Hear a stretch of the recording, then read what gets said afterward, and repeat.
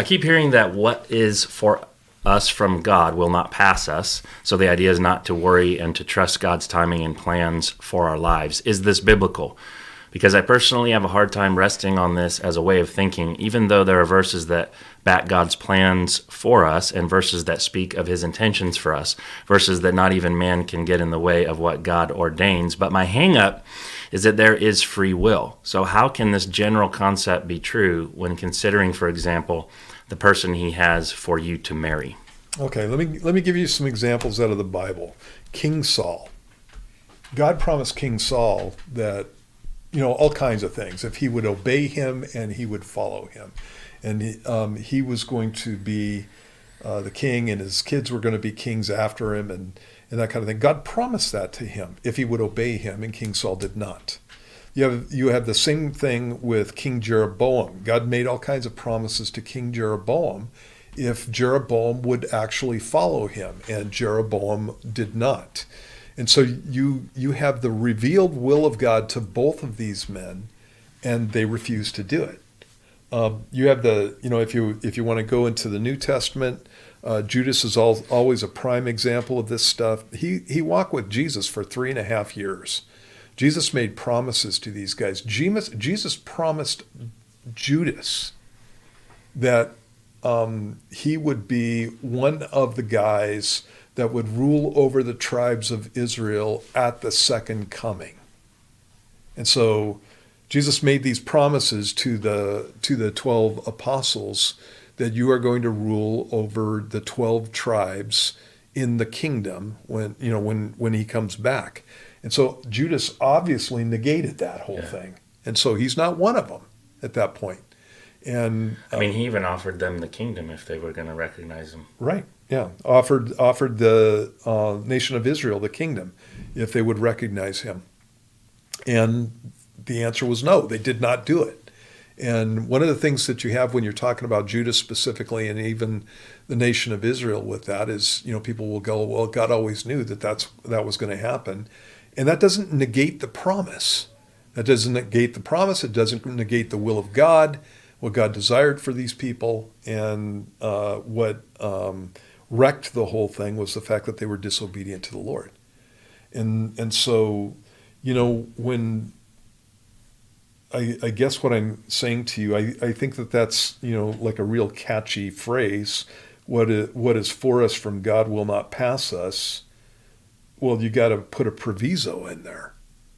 What is for us from God will not pass us. If I'm following the Lord, then it won't. But if I walk in rebellion, then it will easily pass you. There's all kinds of things that you lose out on if you rebel against the Lord.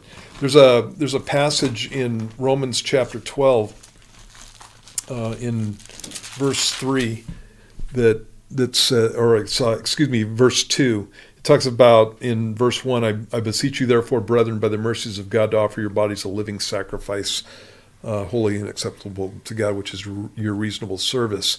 And then it says, and do not be conformed to this world, but be transformed by the renewing of your mind, that you may prove or test what is that good and acceptable and perfect will of God. And so I have to have my mind transformed. I have to be on the same page as God if I'm going to be able to understand the good and acceptable and perfect will of God. And that's an if-then statement. And so there is a perfect will of God, and then there is obviously, if you're not within the perfect will of God, you're going to be within the permissive will of God, which is exactly what happened to Saul. It's exactly what happened to Jeroboam. It's exactly what happened to Judas. It's exactly what happened to Alexander the coppersmith. It's exactly what happened to a number of guys that you have listed in the New Testament who disobeyed the Lord in the end. God had another plan for them, and they did not plug into the plan.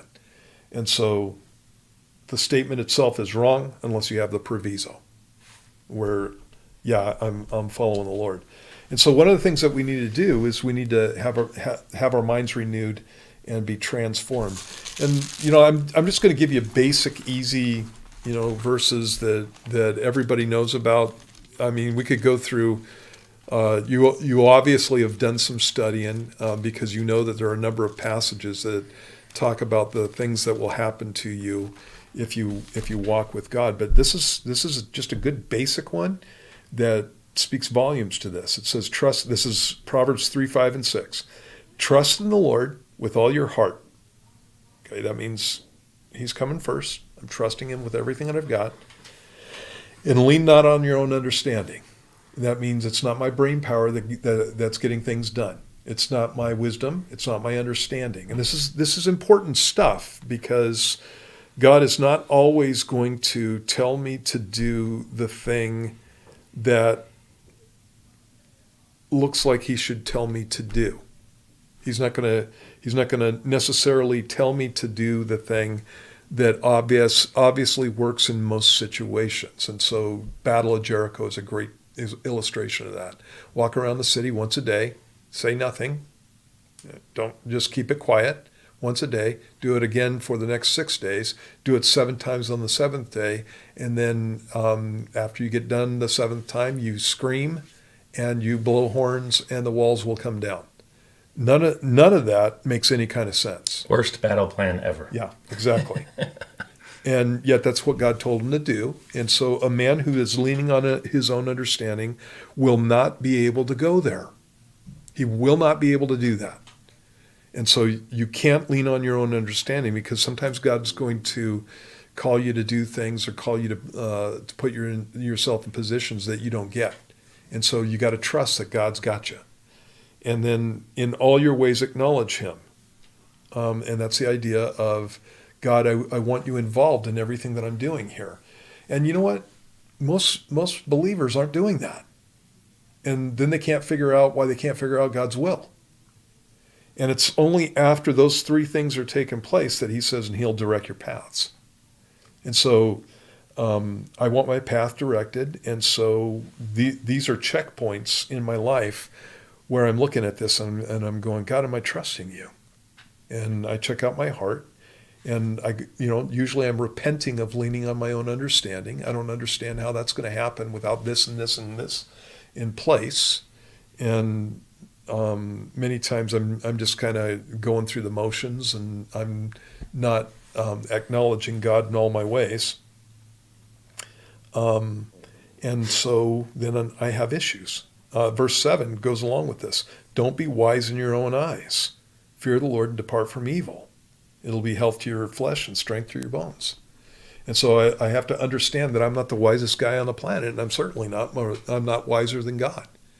And when I trust in the Lord, when I wait on Him, then He promises to take care of these things.